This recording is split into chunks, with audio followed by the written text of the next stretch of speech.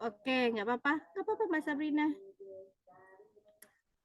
Nggak ada komplain ya soal nilai.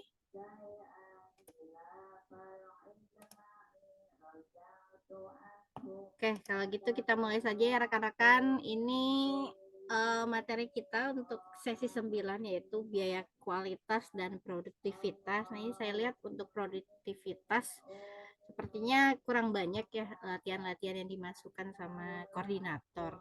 Jadi mungkin saya tambahkan sedikit ya di sesi pembelajarannya saja di LMS. Nanti saya attach lagi untuk apa namanya materinya ya. Ini kayaknya lagi bermasalah ini saya nih.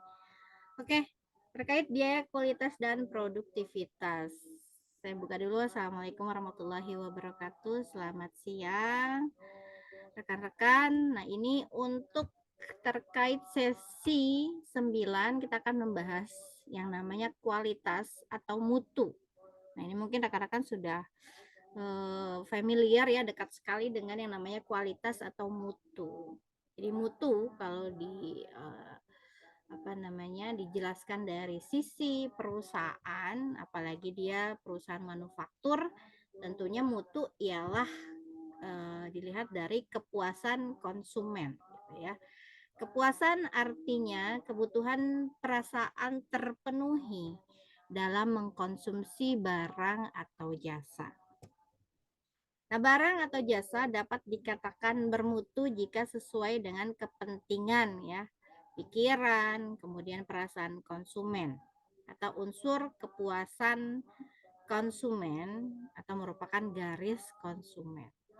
Nah, mutu juga diartikan sebagai tingkat kesempurnaan pelayanan kepada konsumen mulai dari kegunaan barang atau jasa, kemudian harga yang terjangkau, kecepatan distribusi, dan pelayanan purna jual yang baik. Nah, ini adalah terkait kualitas atau biasa disebut dengan mutu. Nah, ada beberapa pengertian mutu dalam 8 dimensi yang dikutip dari bukunya Hansen Mowen. Mulai dari kinerja atau performance, yaitu mengacu pada konsistensi dan seberapa baik fungsi-fungsi sebuah produk. Kemudian dari estetika atau estetik, merupakan aspek yang berhubungan dengan wujud suatu produk, misalnya gaya dan keindahan, serta penampilan fasilitas, peralatan pegawai, dan materi komunikasi yang berkaitan dengan jasa. Kemudian terkait dengan kemudahan perawatan dan perbaikan. Artinya di sini serviceability. Aspek ini berkaitan dengan kemudahan produk untuk dipelihara dan diperbaiki ketika terjadi kerusakan. Kemudian dilihat dari fiturnya, merupakan fungsi-fungsi dan spesifikasi-spesifikasi yang dimiliki oleh suatu produk untuk memenuhi kebutuhan dan keinginan pelanggan atau bahkan melampauinya. Nah, kemudian keandalan atau reliability. Keandalan adalah profitabilitas produk atau jasa menjalankan fungsi seperti yang dimaksudkan dalam jangka waktu tertentu. Kemudian tahan lama atau durability yang didefinisikan sebagai jangka waktu produk yang dapat berfungsi ya. Kemudian kualitas kesesuaian merupakan ukuran yang berkaitan dengan apakah suatu produk telah memenuhi spesifikasinya atau tidak. Kemudian kecocokan penggunaan, kecocokan adalah kecocokan dari sebuah produk dalam menjalankan fungsi-fungsi sebagaimana yang diiklankan. Jadi kalau dilihat dari 8 dimensi, ini ada beberapa pengertian mutu ya, dari mulai kinerja sampai kecocokan penggunaan. Nah, biaya mutu, kalau kita bicara mutu, kemudian dikaitkan dengan akuntansi manajemen, tentunya ada yang muncul namanya biaya mutu atau biaya kualitas. Jadi biaya mutu itu adalah biaya yang timbul karena produk yang dihasilkan kemungkinan mutunya jelek atau kurang bagus atau kurang baik sehingga tidak disukai oleh konsumen. Maka hakikatnya biaya mutu timbul karena produk yang gagal memenuhi kepentingan, pikiran, dan perasaan konsumen. Jadi munculnya biaya mutu adalah timbul dari produk yang gagal memenuhi kepentingan, pikiran, dan perasaan konsumen. Jika diklasifikasikan ada dua jenis mutu, yaitu mutu desain adalah perbedaan mutu yang terdapat pada produk dengan fungsi serupa tapi berbeda spesifikasi, dan mutu kesesuaian merujuk pada kesesuaian spesifikasi yang disyaratkan produk. Nah, menurut Hansen dan Moen bahwa biaya kualitas terdiri dari, jadi ada 4 biaya yang akan dikeluarkan oleh perusahaan, tentunya perusahaan manufaktur ya, terkait kualitas produknya yang dikatakan gagal memenuhi kepuasan konsumen, yaitu biaya pencegahan atau prevention adalah biaya untuk mencegah dihasilkannya mutu yang jelek. Nah, ini bisa mungkin ada biaya training segala macam ya. Kemudian biaya penilaian adalah biaya mendeteksi mutu yang jelek. Biaya kegagalan internal adalah merupakan biaya yang timbul karena produk gagal memenuhi persyaratan dan kegagalannya diketahui sebelum produk dijual. Dan biaya kegagalan eksternal. Ini adalah biaya yang timbul akibat produk gagal memenuhi kepuasan pelanggan setelah terjual. Jadi ada biaya mulai dari pencegahan, penilaian, kegagalan internal, sampai pada biaya kegagalan eksternal. Nah, dalam mengukur biaya kualitas, jadi biaya kualitas ini biasa juga diklasifikasikan sebagai biaya yang diamati dan tersembunyi. Nah, biaya kualitas yang dapat diamati adalah biaya-biaya yang tersedia atau dapat diperoleh dari catatan akuntansi perusahaan. Sedangkan biaya kualitas yang tersembunyi adalah biaya kesempatan atau opportunities yang tersedia karena kualitas yang buruk. Nah, ini biasanya tidak disediakan dalam catatan. Nah, biaya-biaya kualitas yang tersembunyi bisa sangat signifikan sehingga seharusnya diestimasi. Kemudian di sini meskipun mengestimasi biaya kualitas yang tersembunyi sangat sulit akan tetapi dapat dihitung dengan beberapa metode. Ada metode pengali, metode penelitian pasar, dan fungsi kerugian kualitas Taguchi ya. Ini sudah ada ya. Sudah disampaikan di sini metode-metodenya. Yang pertama adalah metode pengali atau multiplier method. Jadi mengasumsikan bahwa total biaya kegagalan merupakan hasil pengalian dari biaya-biaya kegagalan yang terukur. Jadi total biaya kegagalan ini adalah yang dicari, yaitu dengan mengalihkan biaya kegagalan eksternal dikalikan dengan K atau di sini efek pengalinya. Kemudian ada metode penelitian pasar. Jadi digunakan untuk meneliti dampak kualitas yang buruk terhadap penjualan dan pangsa pasar. Nah, hasil dari penelitian pasar ini dapat digunakan untuk memproyeksikan potensi kehilangan laba di masa depan akibat kualitas yang buruk. Kemudian ada fungsi kerugian kualitas Taguchi. Nah, ini bisa rekan-rekan lihat rumusnya, namun sepertinya tidak ada contohnya di sini ya. Nah, ini adalah contoh dari laporan biaya kualitas yang dikeluarkan oleh perusahaan Jensen. Jadi perusahaan Jensen ini adalah perusahaan yang membuat sebuah produk yang mana tentunya sangat erat kaitannya dengan mutu atau kualitas, maka dia akan membuat laporan biaya kualitas. Nah, ini untuk tahun yang berakhir 31 Maret 2006. Seperti tadi kita sudah bahas bahwa biaya kualitas itu terdiri dari 4, ada biaya pencegahan, biaya penilaian, dan biaya kegagalan internal, dan biaya kegagalan eksternal.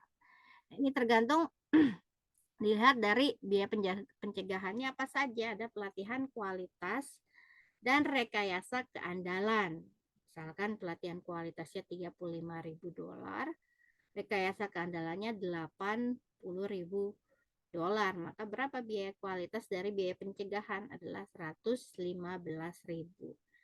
Nah, biaya kualitas ini akan dihitung dari persentase dari penjualan. Jadi 115.000 ini kalau kita ambil penjualannya adalah 2.800.000, maka 115.000 dibagi 2.800.000 berapa persen gitu untuk biaya pencegahan. Di sini adalah 4,11%. Kemudian biaya penilaian adalah pemeriksaan bahan baku, penerimaan produk, dan penerimaan proses. Totalnya di sini 20.000, 10.000, dan 38.000. Maka biaya kualitas totalnya 68.000. Maka berapa persen dari penjualan? Yaitu 68.000 dibagi 2.800.000, hasilnya 2,43%. Biaya kegagalan internal 85.000 dibagi 2.800.000, 3,4%. Ini eksternalnya 65.000 dibagi dengan penjualan 2,32%. Total biaya kualitas yang dikeluarkan oleh Johnson Product adalah 11,90% atau 333.000 ya untuk total biaya kualitasnya. Ini adalah contoh laporan biaya kualitas. Nah, kemudian kalau kita mau bandingkan bagaimana keseriusan perusahaan tersebut dalam menangani mutu produknya. Nah, ini bisa dilihat ya dari 2017 sampai 2020. Kan menghitung biaya kualitas untuk presentasikan dibandingkan dengan penjualan sesungguhnya atau aktualnya. Jadi 2017 biaya kualitasnya total adalah 3,5 M dengan penjualan sesungguhnya 8,6 M. Maka prosentase di tahun 2017 adalah 40%. Jadi 40% dari penjualan adalah biaya kualitas yang dikeluarkan oleh perusahaan. Nah, kalau perusahaannya ini sangat aware dengan kualitasnya, tentunya harusnya ya menurun gitu ya besarnya biaya kualitas ini. Kita lihat 2017, 2018, 25% turun ya.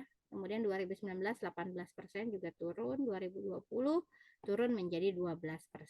Nah, ini kalau diminta disimpulkan, artinya berdasarkan tabel di atas bahwa dapat disimpulkan dari data perusahaan, perbaikan kualitas telah berhasil menurun dari tahun ke tahun berikutnya terhadap komponen biaya kualitas dengan penjualan sesungguhnya.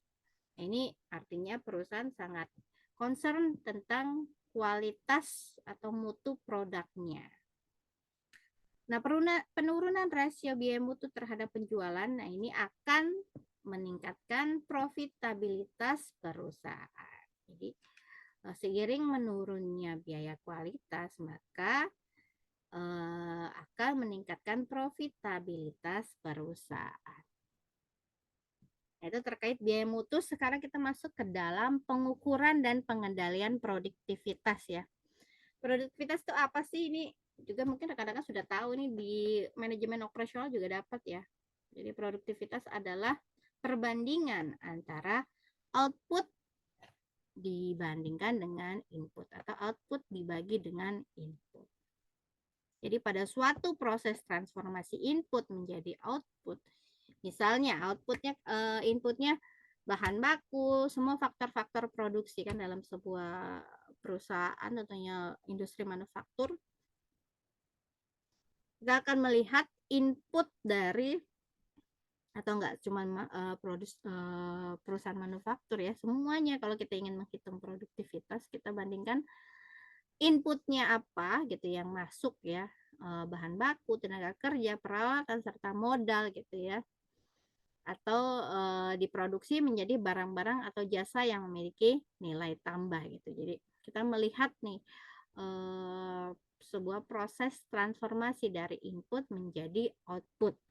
Nah, produktivitas ini berkaitan dengan memproduksi output secara efisien dan secara spesifik mengacu pada hubungan antara output dan input yang digunakan untuk memproduksi output.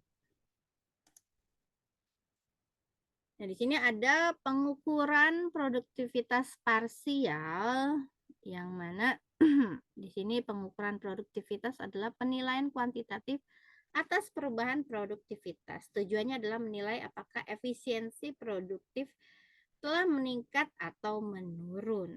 Nah, ini rekan-rekan bisa lihat rasio produktivitas adalah kita membagi output dibagi input. Jadi kalau misalkan ada datanya outputnya berapa, dibagi dengan inputnya atau luarannya. Nah, kalau melihat pengukuran produktivitas total dari seluruh input disebut sebagai disebut pengukuran produktivitas total atau total produktivitas measurement gitu ya. Ini juga ada. Ini kalau nggak salah ini nggak ada sih ya contoh menghitung produktivitas, nanti saya tambahkan. Nah, ini cuman ada menghitung ukuran operasional parsial dari setiap input untuk tahun 2020 dan 2021. Jadi di sini contohnya adalah Biring Company melakukan beberapa perubahan pada akhir tahun 2020 yang diharapkan akan memberi pengaruh baik bagi efisiensi penggunaan input. Saat ini, akhir tahun 2021, Direktur Utama perusahaan menginginkan suatu penilaian terhadap perubahan produktivitas perusahaan. Data yang dibutuhkan untuk penilaian tersebut adalah sebagai berikut. Nah, ini bisa kita lihat outputnya adalah di tahun 2020 5.000, 2021 6.000. Harga outputnya sama ya, masih sama. Kemudian bahan bakunya ini sedikit berbeda di tahun 2020 dan 2021. Harga bahan bakunya juga berbeda. Tenaga kerja juga berbeda. Penggunaan waktu tenaga kerjanya, tarifnya sama. Kemudian menggunakan biaya, ada biaya listrik, menggunakan listrik 1.000 ya, dan 2021 1.500. Harga per kWh-nya di sini $2 untuk 2020 dan meningkat di 2021. Hitunglah ukuran parsial dari setiap input untuk tahun 2020 dan 2021. Apa komentar Anda mengenai peningkatan produktivitas? Susunlah laporan laba rugi untuk setiap tahun dan hitunglah total perubahan laba. Nah, ini sudah ada ukuran-ukuran parsialnya, tinggal dibagi antara kita melihat bahan baku. Ini 5.000 dibagi 4.000, ini datanya rekan-rekan bisa lihat di sini ya. Nah, ini bahan baku, outputnya dibagi inputnya, ini outputnya dibagi inputnya ya, tinggal dibagi, ini ketemu semua. Maka kalau kita lihat efisiensi produktif pada bahan baku dan tenaga kerja meningkat, sementara pada listrik menurun. Nah, kalau kita lihat dari 2020, bahan baku 1,25 di 2021 menjadi 1,43. Tenaga kerja dari 2 menjadi 2,50 dan listrik dari 5 ternyata menurun di 2021 menjadi 4. Nah, kalau kita diminta untuk membuat kesimpulan, maka efisiensi produktif pada bahan baku dan tenaga kerja meningkat, tapi di listrik menurun. Hasilnya berbaur dan tidak ada laporan mengenai peningkatan produktivitas secara keseluruhan yang dapat dibuat tanpa penilaian trade-off. Kemudian laporan laba rugi, kalau ini hanya sedikit ya, penjualan dibagi, kemudian dikurangi biaya, maka dapatlah pendapatan. Jadi hanya sedikit untuk menghitung laporan laba rugi datanya. Nah, kalau kita lihat kan ini penjualan hasil dikurangi biaya, hasilnya adalah pendapatan atau laba untuk kita. Nah, 2020 16.000 ternyata di 2021 meningkat menjadi 19.500. Nah, kalau diminta berapa perubahannya, maka dari 16.000 menjadi 19.500 adalah 3.500. Ini adalah kenaikannya, yaitu sebesar $3.500. Oke, berarti selesai ya. Nanti saya tambahkan untuk perhitungan produktivitas ya. Ini bukan perhitungan produktivitasnya ini. Nanti saya tambahkan di LMS untuk bagaimana cara mengukur produktivitas. Ada pertanyaan nggak rekan-rekan? Silakan.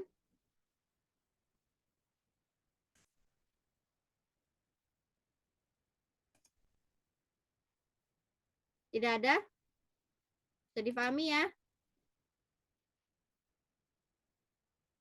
Oke, kalau tidak ada, insya Allah nanti kita vikon lagi terkait materi yang harusnya saya hari ini jelaskan ya, tapi kayaknya minggu depan aja.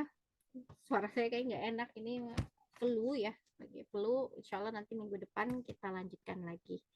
Oke, terima kasih ya rekan-rekan untuk sudah hadir di vikon hari ini. Jaga kesehatan, saya akhiri. Terima kasih. Wassalamualaikum warahmatullahi wabarakatuh. Waalaikumsalam warahmatullahi wabarakatuh, Bu. Waalaikumsalam.